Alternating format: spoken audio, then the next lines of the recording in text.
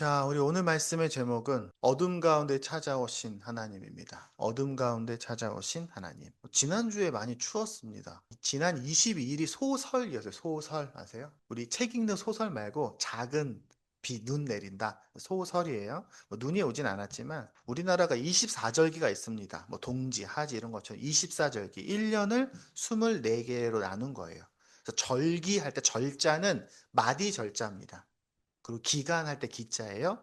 그래서 우리나라는 그 24절기를 보통 이렇게 달력에 보면 잘 써 있습니다. 근데 기독교에도 절기가 있어요. 그 절기할 때 마디 절자를 똑같이 씁니다. 그래서 부활절, 성탄절, 성령 강림절 하면은 그 기간을 말하는 겁니다. 근데 이제 교회에서 기독교에서 쓰는 것 중에 중요한 절기들 있잖아요. 부활절, 성탄절이 되게 중요하잖아요. 그래서 그런 중요한 절은 그날만 챙기는 게 아니라 한 기간으로 지킵니다. 그래서 그 교회 달력을 보면 부활절 40일 전에 40일부터 하루하루 세죠. 주일 빼고 셉니다. 그럼 사순절을 지켜요. 네. 그래서 보통 수요일이 시작이 돼요. 사순절은. 그래서 그날은 제의 수요일이라 해서 제를 뒤집어 쓴다. 그래서 회개한다. 그런 의미로 제의 수요일부터 시작해서 40일을 카운트합니다. 그러면 그때부터 주일은 부활주일, 사순절 첫째 주일, 둘째 주일 이렇게 해서 부활절 전 첫째 주일 이렇게 씁니다. 성탄절도 그런 게 있겠죠? 성탄절도 4주를 지켜요. 그래서 대림절 혹은 대강절. 그래서 대는 기대하다 될자, 림자는 임재하다, 임할 임자예요. 그리고 강자는 강림하다 할 때 강자예요. 그래서 대림절 혹은 대강절 이렇게 부릅니다. 대강대강 한다 해서 대강절은 아니고. 그래서 보통 성탄절 4주를 지킵니다. 그래서 우리도 이렇게 뭔가 그거를 되게 꼼꼼하게 지키고 막 그런 건 아니지만 그래도 이렇게 그 성탄을 어느 중요한 우리 교회의 날짜이기 때문에 그날 지킵니다. 물론 뭐 제가 항상 얘기하는 것처럼 12월 25일 예수님 생일은 아니에요. 그냥 그날을 정한 겁니다. 그래서 우리가 4주인데 이제 다다음 주에는 최 목사님이 교회 오시기로 하셨으니까 그때를 빼고 3주를 우리 대림절 설교를 제가 준비하고 있습니다. 오늘 그 첫 번째입니다. 2000년 전, 그러니까 지금으로부터 한 2020여 년 전에 첫 성탄, 예수님께서 이 땅에 처음 오셨던 그날, 그때 이스라엘은 어둠 속에 있었습니다. 일부러 그런 건 아닌데, 우리도 지금 어둠 속에 있죠. 등이 켜지지 않아서 약간 좀 어둡죠. 그래서 예전에 제가 빛이 있으라 설교할 때 수요 예배 때 불을 다 꺼놓고 불을 탁 켜면서 후레쉬를 켜면서 제가 설교를 시작한 적이 있어요. 일부러 그런 건 아닌데 오늘은 그렇습니다. 오늘 어둠까지 찾아오신 하나님인데 지금 빛이 없어요. 그럼 그때가 구약 성경의 마지막 성경이 뭔지 아세요? 우리가 신약 성경 마태, 마가, 누가, 요한은 예수님의 탄생에서 시작하잖아요. 그럼 구약의 마지막 책이 있을 거 아니에요? 구약의 마지막 책이 말라기예요, 말라기. 말라기가 예수님 태어나시기 전부터 몇 년 사이냐? 그 사이가 한 400년쯤 됩니다. 그러니까 이스라엘 백성들은 400년 동안 하나님의 음성을 못 들은 거예요. 진짜 음성을. 그리고 정치적으로, 경제적으로 여러 가지 면에서 참 힘든 시기였습니다. 하나님은 그런 시대에 찾아오신 거예요. 마치 어둠 속에, 깜깜한 어둠 속에 빛으로 찾아오시는 것처럼. 근데 하나님은 예수님이 이 땅으로 오실 때에 예고편 없이 그냥 막 오신 게 아니에요. 어느 날 생뚱맞게 오신 게 아닙니다. 구약 성경에는요, 하나님이 올 거야, 그가 이 땅에 그리스도가 오실 거야 라는 예언의 내용이 엄청 많습니다. 그리고 그 중에 하나 이야기를 할 겁니다. 가장 첫 번째로 가장 예수님의 그 찾아오심과 가장 닮은 이야기가 바로 모세 이야기입니다. 함께 오늘 말씀 읽어보겠습니다. 아마 여러분은 성경 이야기 읽고 성경 동화 읽었으면 기억이 날 수 있어요. 그 모세가 원래 이스라엘 사람이면 이집트 왕자로 입양이 되죠. 그리고 40년 동안 이집트 왕궁에서 삽니다. 왕궁의 왕자로서 훈련을 받고 살아요. 그러다가 자기가 보니까 자기는 유대인인데 알고 있었어요. 왜냐면 자기 친엄마가 자기를 보모로 키웠거든요. 그래서 모세는 알고 있어요. 그래서 유대인들에게 자기가 유대인을 위해서 뭔가 해보고 싶어서 유대인을 괴롭히는 애굽 사람을 자기가 때려 죽입니다. 근데 그것 때문에 결국에는 모세가 어려움에 처하게 되죠. 이스라엘 사람들도 자기를 싫어하고 왜 살인자다 이러면서 당연히 이집트 사람들도 모세에게 책임을 묻겠죠. 도망갑니다. 도망가서 결국엔 자기의 의분으로 자기가 뭔가 잘해보려고 했던 것이 실패하고 광야로 도망가서 40년을 삽니다. 그러니까 모세는 완전히 이제 할아버지가 됐고요. 젊은 날의 그 영광들을 다 잊어버리고 힘도 빠지고 굉장히 지쳐있고 마치 이스라엘이 오랫동안 괴로웠던 것처럼 힘이 빠지고 절망 속에 있었던 것처럼 모세도 똑같이 절망 속에 있습니다. 이스라엘이 400년 동안 절망 속에 있었던 것처럼 모세도 40년 동안 절망 속에 있습니다. 그때에 이 이야기가 시작이 됩니다. 함께 보겠습니다.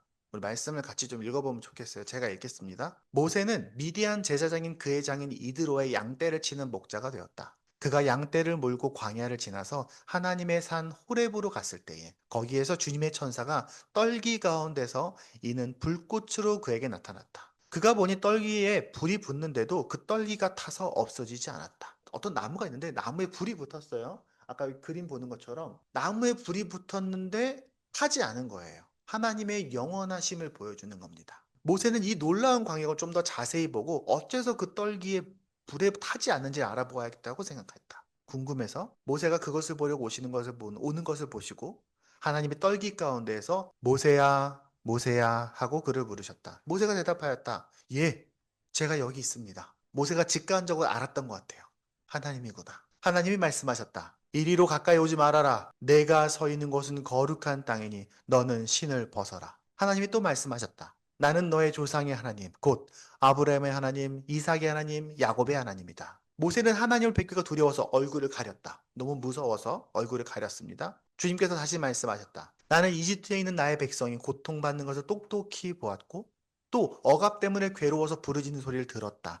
그러므로 나는 그들의 고난을 분명히 안다. 이제 내가 내려가서 이집트 사람의 손나귀 위에서 그들을 구하여 이 땅으로부터 저 아름답고 넓은 땅, 젖과 꿀이 흐르는 땅, 곧 가나안 사람과 헷 사람과 아모리 사람과 브리스 사람과 히위 사람과 여부스 사람이 사는 곳으로 데려가려고 한다. 지금도 이스라엘 자손이 부르짖는 소리가 지금도 나에게 들린다. 이집트 사람들이 그들을 학대하는 것도 보인다. 이제 나는 너를 바로에게 뭐예요? 보내요. 나의 백성 이스라엘 자손을 이집트에서 이끌어내게 하겠다. 모세가 하나님께 아뢰었다. 제가 무엇이라고 감히 바로에게 가서 이스라엘 자손을 이집트에서 이끌어내겠습니까? 하나님이 대답하셨다. 내가 너와 함께 있겠다. 내가 이 백성을 이집트에서 이끌어낸 다음에 너희가 이 산 위에서 하나님을 예배하게 될 때에 그것이 바로 내가 너를 보냈다는 징표가 될 것이다. 이게 바로 모세가 하나님을 만나는 장면입니다. 자, 오늘 이야기를 처음에 들으려면 여러분이 약간 시간표를 넓게 봐야 돼요. 시간표를. 그러니까 지금 시기와 예수님 시기만 보는 게 아니라 더 옛날 모세 이야기 이 세 개의 시대를 좀 동시에 보면 좋겠습니다. 예수님이 0년이잖아요. 그때가 기준인 것처럼 예수님이 오시기 전에 1400여 년 전에 모세의 사건이 있었고 지금은 바로 오늘이 있습니다. 자, 제가 처음에 얘기했던 것처럼 성탄의 시대는 암흑 시대와 같았습니다. 먼저 로마 제국이 이스라엘을 공격해서 식민 지배하고 있었습니다. 나라를 잃어버렸어요. 그래서 이스라엘 백성들은 하나님 우리를 버렸다고 생각했습니다. 이스라엘은 많은 외세 침략을 받았지만 로마의 침략만큼은 도저히 왜냐면요. 이스라엘은 바벨론에게 멸망을 당했어요. 그러다가 조금 괜찮아질까 싶었는데 다시 페르시아에게 멸망을 당합니다. 페르시아가 멸망하면 혹시 여러분 세계사 공부했는지 모르겠지만 뒤에 프톨레미, 셀류키드 그러면서 이집트와 그 모든 이야기 그 역사 이야기 속에서 이스라엘은 계속해서 나라가 망해요. 망하고 또 망하고 또 망하고 또 망하고 그 모든 나라들을 완전하게 망하게 한 나라가 바로 로마입니다. 알고 있는 것처럼 로마는 너무너무 강력한 나라였어요. 게다가 아까 얘기했던 것처럼 예수님이 태어나시기 400년 전에 말라기가 끝납니다. 그 얘기는 구약시대 사람들도 말라기까지를 정경으로 보거든요. 기본적으로. 그러니까 그들은 400여 년 동안 말라기가 끝나고 400년 동안 하나님이 우리에게 말씀을 안 하신다고 느꼈습니다. 당연히 그들은 절망했습니다. 하나님이 이제 우리를 버렸어. 여러분 400년 전이면 언제인 줄 아십니까? 조선 중기, 초중기입니다. 초중기. 1500년대가 뭐죠? 임진왜란이죠. 1592년이 임진왜란이니까 임진왜란 막 끝났을 때부터 지금까지 침묵하신 거예요. 쉽게 말하면은. 그러니까 그들의 삶은 피폐했겠죠. 로마 사람들이 와서 많은 세금을 내야 했고요. 당연히 이스라엘은 무너졌고요. 정치인과 그 정치인은 왕이라고 세워놓은 사람은 자기네 사람도 아니고 외국 사람이 이스라엘 왕이 돼갖고 이스라엘 사람들 부리고 있었고 그리고 그들의 종교세인, 바리새인, 사두개인 이런 사람들은 종교적으로 너무 부패해 있었습니다. 그러니까 굉장히 절망한 상황이었죠. 그 절망이 400년 동안 이어진 거예요. 그런데 모세 세대도 비슷했어요. 모세는 어떻게 됩니까, 여러분? 아는 것처럼 아브라함, 이삭, 야곱, 요셉 때에 이집트로 가잖아요. 기억나시죠? 그리고 이집트에 가서 처음에는 잘 살 수 있을 거라 생각했습니다. 근데 요셉이 죽고 그들은 금세 노예가 됩니다. 당연하죠. 요셉이 그 사람들은 이방 사람이었으니까. 그래서 그들은 거의 400여 년 동안 노예 생활을 하게 됩니다. 그리고 400년 동안 하나님은 아무 말씀도 안 하십니다. 왜냐면은요, 출애굽기가 시작되던 그 모세의 시대부터 그 앞에 요셉 시대까지 성경에는 아무 얘기도 없어요. 400년 동안 하나님의 침묵하십니다. 예수님 오시기 전에 400년 동안 침묵과 고통 속에 있었던 것처럼 모세가 나오기 전에 400년 동안 침묵과 고통 속에 있었습니다. 비슷했습니다. 그들은 그 시대에 예수님, 모세가 왔던 그 시대 역시도 이스라엘의 종교적인 모든 것들이 무너졌고, 당연히 시스템도 무너졌습니다. 그래서 그들은 하나님이 우리를 버렸다고 생각했어요. 그런데 개인 모세도 비슷했어요. 이 모세도 괜찮 비슷했다는 거예요. 아까 제가 얘기했죠? 모세는 40년 동안 애굽의 왕자였습니다. 마치 이스라엘 백성들이 아브라함, 이삭, 야곱, 요셉의 시대까지 4대 동안 하나님과 함께 했던 것처럼 모세는 40년 동안 애굽에서 최고의 시간을 누렸습니다. 최고의 지위를 누렸습니다. 최고의 교육을 받았습니다. 그런데 어느 날 그 사람이 실수해서 갑자기 살인자가 됩니다. 그리고 40년 동안 광야에서 그저 양치는 목자가 됩니다. 어렵게 삽니다. 그곳은 썩 땅도 좋은 곳은 아니었습니다.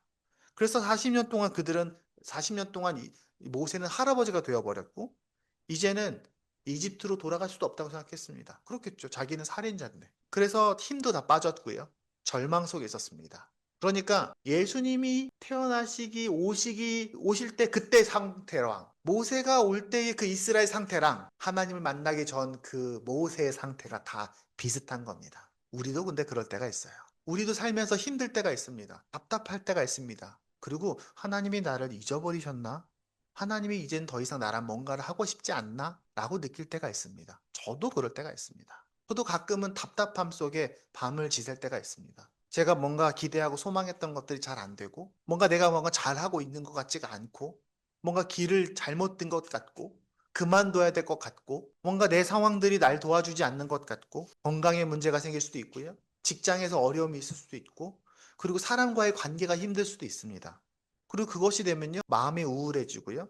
지치고 피곤해지고 무기력해지고요. 밥도 잘 안 넘어가고요. 그럴 수 있습니다. 그런데 하나님은 그런 우리를 잊어버리지 않으십니다. 우리를 지켜보고 계십니다. 하나님은 40년 동안 모세를 지켜보고 계셨어요. 모세가 충분히 훈련될 때까지. 하나님은 400년 동안 이스라엘을 지켜보고 계셨어요. 이스라엘이 준비될 때까지. 하나님은 400년 동안 이스라엘을 보고 계셨어요. 예수님이 오실 준비가 될 때까지. 2000년 전 성탄의 날에 하나님이 그들을 기억하셨던 것처럼, 3500년 전 모세의 때에 모세를 기억하셨던 것처럼, 이스라엘을 기억하셨던 것처럼 하나님은 여러분을 지켜보고 계십니다. 절대로 떠나지 않으세요.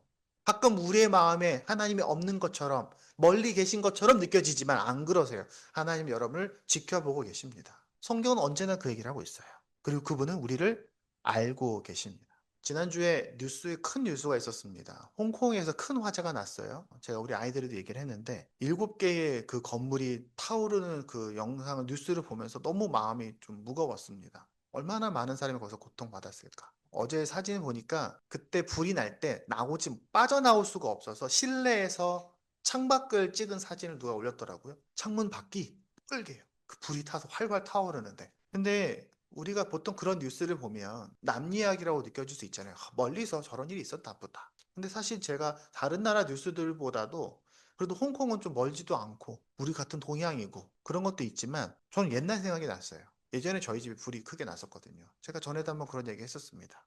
제가 초등학교 4학년 때 지금 이번에 홍콩이 문제가 됐던 게 그 안에 불 잘 타는 것들이 건물에 우선 많이 있었고 또 건물에 그 보수 공사한다고 세워놓은 그 나무들이 다 대나무고 불이 잘 붙는 그 가림막으로 다 되어 있어서 약간의 작은 불씨 때문에 지금 그게 전부가 태워버린 거잖아요. 예전에 저희가 살던 데도 청계천 8가에 있는 그 3일 아파트라고 굉장히 오래된 아파트였습니다. 거기 아파트에 있는 집들은요, 지금처럼 이렇게 콘크리트 벽이 있는 게 아니라 나무로 집이 분리되어 있었어요. 그러니까 우리 집하고 옆집하고 나무인 거예요. 나무 판자로 돼 있던 거예요. 그러니까 불이 얼마나 잘 붙겠어요. 옆집에서 불이 났어요. 당연히 저희 집도 홀랑 다 탔죠. 완전히 다 탔습니다. 그때 저희가 주일날 오후에 그렇게 불이 붙은 걸 보고 집 밖으로 대피는 다 했거든요. 그리고 1층에 있는 그 전화부스 안에 들어가서, 무서우니까 전화부스 안에 들어가서 그걸 보고 있었어요. 창문 밖으로 검은 연기가 막 뿜어져 나오고 불길도 막 나오는데, 마지막까지 이제 아버지가 그 저희 공장이 같이 였었거든요. 옷 공장이요. 그래서 옷 공장에는 그 옷을 다 태워 먹으면 우리가 그걸 다 보상해야 되니까, 아버지가 마지막까지 거기 있는 옷들을 다 창문 밖으로 막 집어던지는 것을 제가 보고 있었습니다. 그때가 기억이 났어요. 그래서 가끔 TV에서 화재 소식을 들으면 그때 생각이 생생하게 기억납니다. 그래서 이렇게 TV에서 그냥 멀리서 저기 불났네 하는 거랑 저는 느낌이 많이 달라요. 근데 하나님이 그런 마음이실 거라고 생각합니다. 하나님 우리를 그냥 이렇게 멀리서 지켜보시는 것이 아니에요. 우리는 가끔 하나님이 아주 멀리서, 아주 하늘 높은 곳에서, 우리는 기도할 때도 하늘에 계신 우리 아버지라고 기도하니까 저 구름 보이지도 않는데 저 높은 곳에 있는가 보다. 옛날 사람은 그렇게 생각했어요. 그래서 우리 여러분 다 들어보셨겠지만, 인류가 최초로 인공위성을 로켓을 띄워서 사람이 우주로 갔을 때 그 우주인 유리 가가리 내려와서 처음에 인터뷰했을 때 기자가 처음 했던 질문이 바로 그거였어요. 혹시 천국을 보셨나요? 거기 천국이 있던가요? 천사가 있던가요? 그런 질문을 했을 만큼. 혹시 우리는 그런 생각할 수 있습니다. 우리가 기도하면, 열심히 기도해서, 구체적으로 열심히 잘 기도하면, 저 멀리 하나님께서 우리의 기도 제목들 서류로 잘 검토하시다가 쓱 보시고, 이건 좀 들어주고, 이건 안 들어주고, 막 이런 것처럼 느껴질 수도 있습니다. 사람들은 그렇게 생각해요, 생각보다요. 근데 하나님은 그런 분이 아니에요. 하나님은 언제나 우리를 집중해서 지켜보는 분이십니다. 마치 우리 교회에 레아가 처음 들어오면 승현이가 어떤 눈을 쳐다봅니까? 눈이 하트가 돼서 쳐다보죠. 음, 그런 것처럼 하나님 우리를 사랑으로 지켜보십니다. 하나님 여러분 한 사람 한 사람을 절대로 눈을 떼지 않으십니다. 우리 어린이집 선생님이 두 분이 어린이집에 가면 그 아이들 노는 거 진짜 한시도 눈을 떼지 않거든요. 심지어 화장실을 가게 되면 다른 선생님이 와서 계속 지켜보고 있어야 될 만큼 얼마나 정성스럽게 하시는지 모릅니다. 오늘 본문에 이렇게 써 있습니다. 자, 400년 동안 이스라엘 백성들은 하나님이 우리를 잊어버렸다고 생각했어요. 그때 하나님이 모세를 찾아서 이렇게 말씀하십니다. 말씀 볼까요? 주님께서 다시 말씀하셨다. 나는 이집트에 있는 나의 백성이 고통받는 것을 똑똑히 보았고 억압 때문에 괴로워서 부르짖는 소리를 들었다. 그러므로 나는 그들의 고난을 분명히 안다. 지금도 이스라엘 자손이 부르짖는 소리가 나에게 들린다. 이집트 사람들이 그들을 학대하는 것도 보인다. 하나님은 여기서 말씀하신 내가 똑똑히 보았고 소리를 듣고 분명히 안다라고 말씀하셨어요. 하나님은 여러분의 상황과 상황 항상 보고 계시고 분명히 알고 계세요. 저 아무에게도 말할 수 없는 그 마음속에 있는 그 답답함까지, 우리 부모님, 우리 내 아내, 내 남편도 알지 못하는 그 마음속 깊은 곳에 내가 말할 수 없는 그 답답함, 그거 알고 계신다는 거예요. 근데 그건 과거형이 아닙니다. 그래, 옛날에 내가 한번 봤지. 그래, 예전에 좀 힘들던데? 가 아니에요. 그때 봤는데 지금도 보여. 지금도 들려. 하나님에겐 언제나 현재형입니다. 계속된 거예요.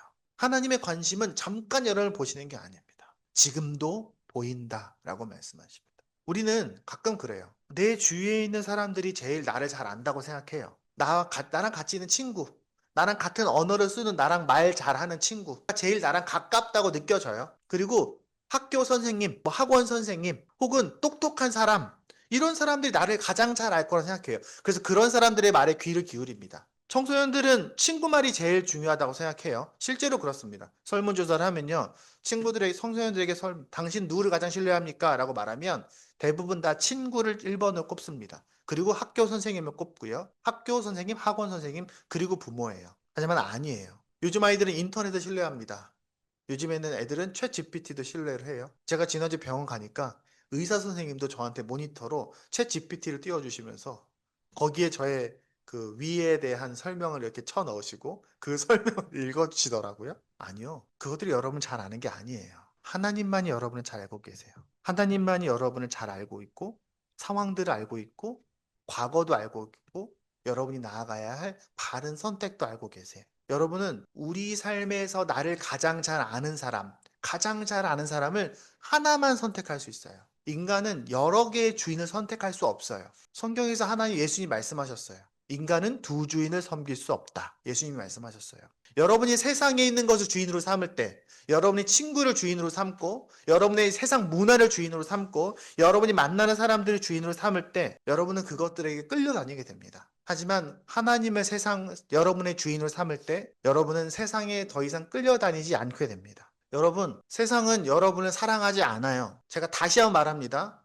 세상은 여러분을 사랑하지 않아요. 세상에 있는 똑똑한 사람들, 세상에 대단해 보이는 사람들, 여러분이 믿고 신뢰하는 그 사람들은 여러분을 목숨만큼 사랑하지 않다고요. 그들은 똑똑할 수 있어요. 하지만 여러분 목숨처럼 사랑하진 않아요. 여러분을 목숨처럼 사랑하시는 하나님 분은 오직 하나님 한 분뿐이에요. 그리고 가족인 거예요. 여러분이 믿어야 할 사람을 믿어야 돼요. 신뢰해야 할 사람은 신뢰해야 돼요. 여러분을 가장 잘 알고 있는 사람은요, 그 누구도 아니고 오직 하나님 한 분뿐이에요. 그 사실을 절대로 잊어버리면 안 됩니다. 우리 아이들을 더더욱 마찬가지. 나를 가장 잘 아는 사람은 하나님밖에 없어. 그러므로 무슨 일이 있을 때마다 하나님께 기도해야 돼요. 하나님께 질문해야 돼요. 그럼 하나님 여러분에게 지혜를 주실 거예요. 왜? 우리의 두뇌를 만드신 분이 하나님이시거든요. 여러분의 뇌를 만드신 하나님께서 여러분이 하나님께 기도할 때마다, 하나님께 집중할 때마다 가장 좋은 선택을 할 수 있도록 도와주실 거예요.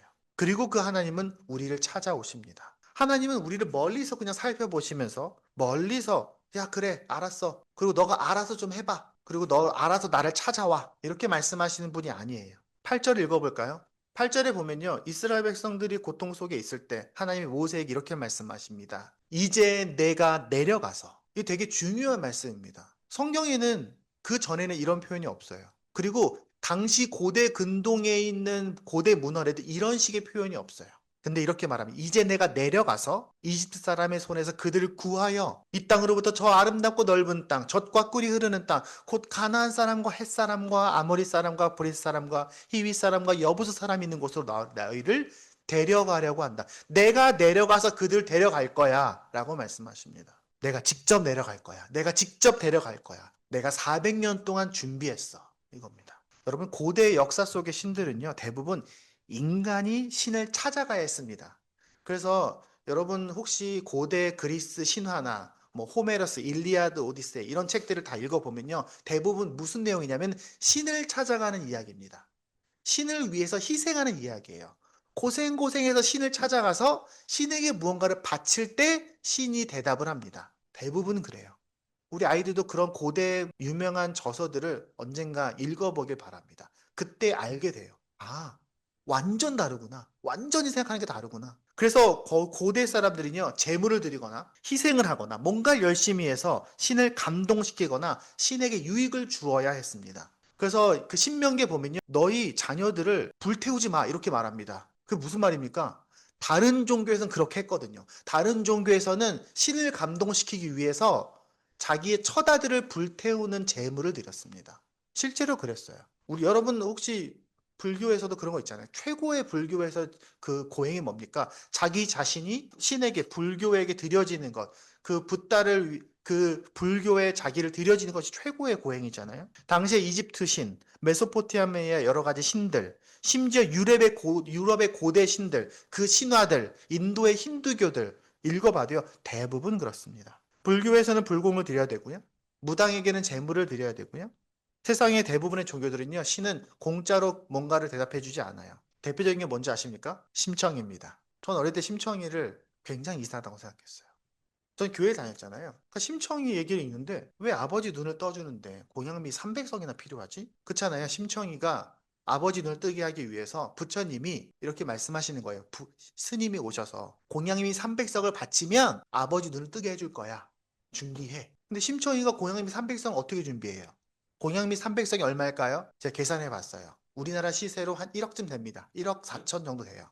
많이 잡으면. 당시에 물가를 따졌을 땐 조선시대 물가 따지면 한 7, 8절쯤 됩니다. 어디서 구해요, 심청이가? 굶는데, 먹고 살 곳도 없는데.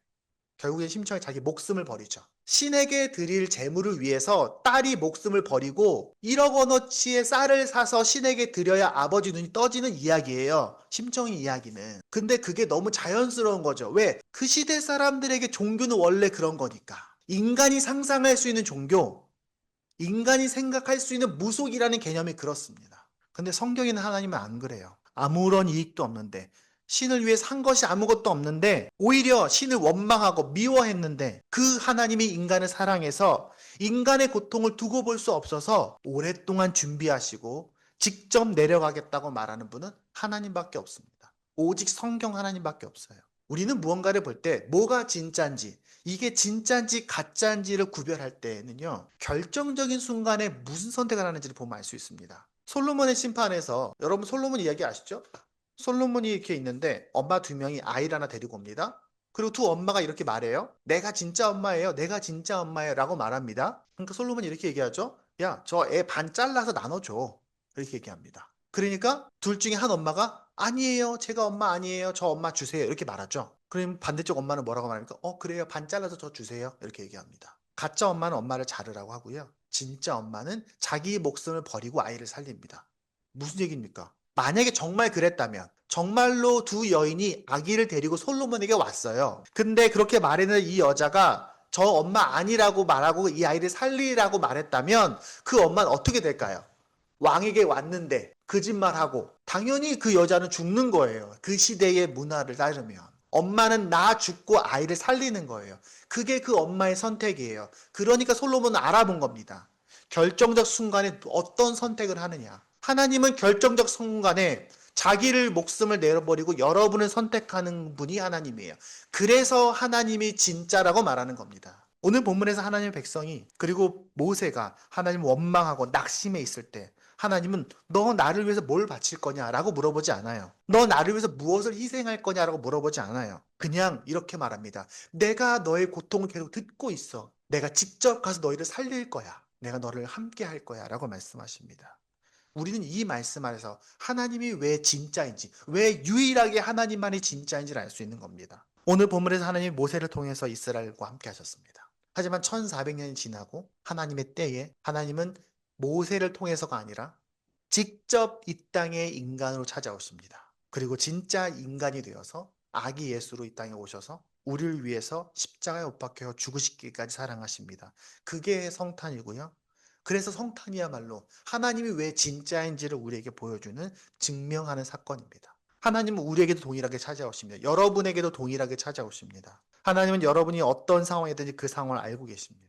여러분의 그 어떤 기도에도 응답하시는 분이십니다. 모세의 때에 직접 우리를 이해하시고 찾아오셨던 것처럼, 예수님의 때에 성탄으로 찾아오셨던 것처럼, 그리고 십자가에 증명하셨던 것처럼, 그리고 우리 엄마 아빠들이, 또 우리 침례 받은 사람들이 내가 하나님의 자녀임을 고백하고 하나님 예수 그리스도의 십자가에 우리의 진심을 내려드리고 나 이제 하나님의 자녀가 되겠다고 고백했던 때에 우리를 찾아오셨던 것처럼, 우리를 자녀 삼아 주셨던 것처럼 지금도 여러분 모두와 하나님은 함께 계십니다. 말씀 맺겠습니다. 오늘 여기서 하나님 만났던 그 모세는 죽기 직전에 마지막 설교를 합니다. 그 마지막 설교에서 모세는 하나님이 너희와 어떻게 하셨는지를 이렇게 표현합니다. 신명기 32장입니다. 주님께서 광야에서 야곱을 찾으셨고, 여기서 야곱은 이스라엘에 대한 별명입니다. 야곱을 찾으셨고, 짐승의 울음소리만 들려오는 황야에서 그를 만나 감싸주고 보호하고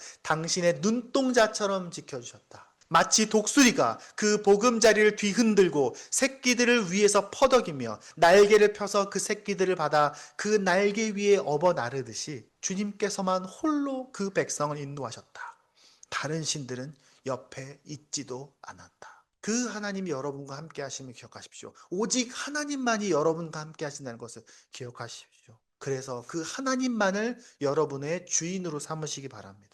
여러분의 생각 속에 가득한 세상의 것들 있습니다. 여러분의 머릿속에 가득히 채워진 것들이 있어요. 그곳에서 하나님의 자리를 가장 먼저 비워야 됩니다. 그래서 이 예배가 중요한 거예요. 그래서 이 시간이 중요한 거예요.